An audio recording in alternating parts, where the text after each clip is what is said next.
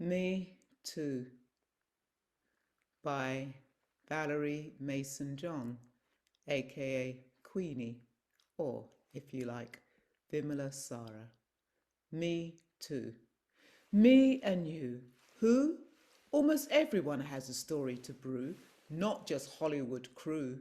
It's everywhere you look, in every cranny and nook. This sordid tyranny, this criminal irony.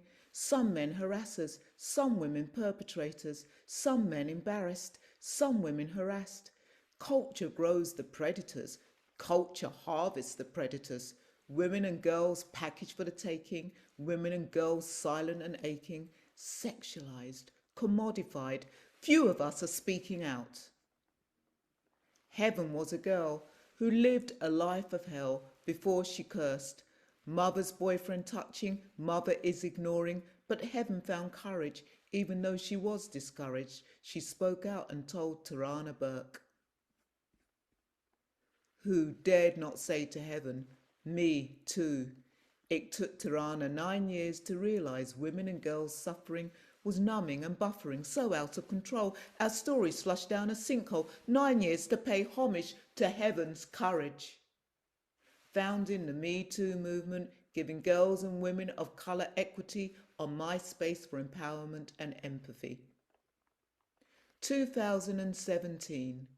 Weinstein suffers his downfall when a streetwise white woman, Alyssa Milano, adds to a borrowed quote from a friend, "If you've been sexually harassed or assaulted, write me too," as a reply to this tweet. It exploded, metastasized, was tweeted more than 500,000 times, hashed by 4.7 million people in 12 million posts during the first 24 of its new unveiling, and one of the world's most powerful men accused of sexual misconduct by more than a dozen women. Leeds, Anderson, Half, Heller, McDowell, Virginia, Sullivan, Dixon, McGilvray, Crooks, Stoynoff, Murphy, Drake, Larksonen, Zervos, Searles, Carroll. But he's still president of the USA, right? Fake fact? No. Fake news? No.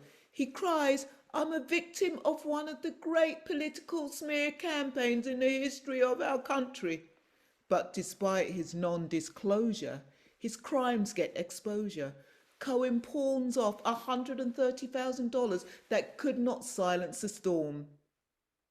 Even though he boasts, when you're a star, they let you do anything.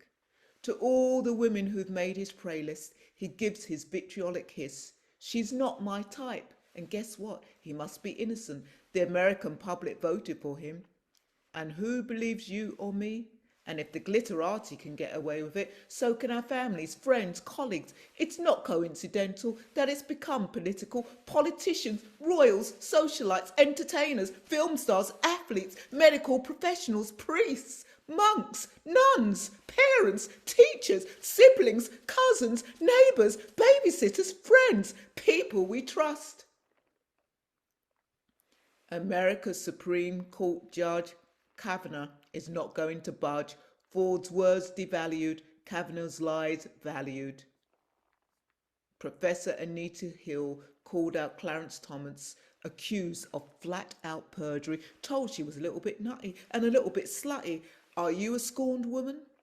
Everyone we've trusted, which is why they're not busted, because it's okay to be lusted. Quid pro quo, crimes in plain sight, in full light, no need for cover. Presidents have immunity, groping with impunity. Family and friends have immunity, often inviting predators into their homes to prey on their daughters. Welcome your gold.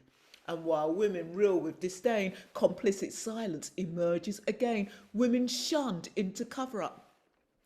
Afraid of losing their jobs, afraid of not being believed, afraid of being demoted, afraid of retaliation, afraid of being stalked, afraid of being smeared. Children, teens are touched up because nobody listens, because they must be lying, because they must be imagining, because they must be dreaming, because they don't like the new boyfriend, because they were precocious, because they're not taken seriously. Hashtag me teen.